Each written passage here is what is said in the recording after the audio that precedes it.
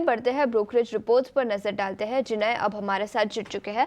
जिनय, good morning. बताएं brokerage reports क्या कहती है और उनके दम पर कौन से स्टॉक्स फोकस में रहेंगे? जी, तो कई बड़े नाम आज ब्रोकरेज में शामिल है। बात करेंगे एसबीआई की जेफरीज पर ने रिपोर्ट दिया एसबीआई के मैनेजमेंट मीट पर, जहाँ पे उन्होंने जो अपनी बाई रेटिंग है उसको बरकरार रखा है। जो टारगेट प्राइस है वो है 1030 रुपीज़ का।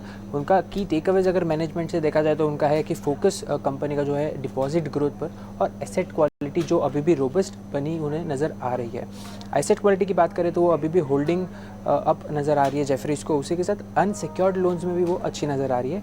उनका मानना है कि जो MCLR है वो कंपनी के मार्जिन्स को आगे चलकर ऐड करेगा, और जो आगे चलकर रेट कट्स है एसबीआई का मानना है कि लाइकली Q4 FY25 में हमें रेट कट्स नज़र आता है। हालांकि इन्फ्लेशन नंबर एक की वॉच आउट फैक्टर रहेगा।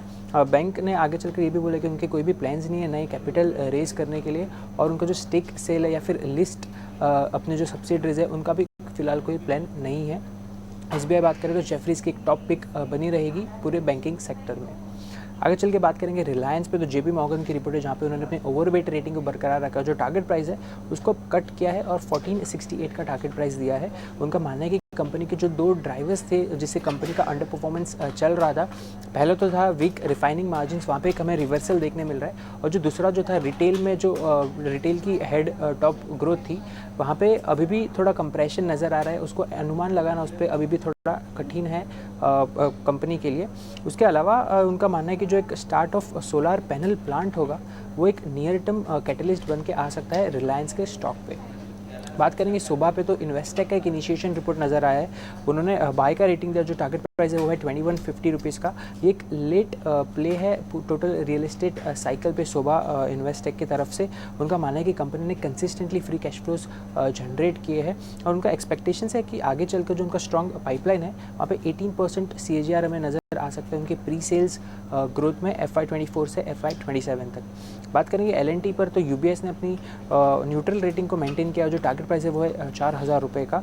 कंपटीशन उनको इंफ्रा में ज़्यादा नज़र आ रहा है कंपेयर टू हाइड्रोकार्बन्स, और वहीं थोड़े चैलेंजेस उन्होंने नोट किए हैं जो उन्हें नज़र आ रहे हैं। उसी के चलते जो नियर टर्म पाइपलाइन है LNT का उन्हें नज़र आते 10 से 12 US बिलियन डॉलर्स का।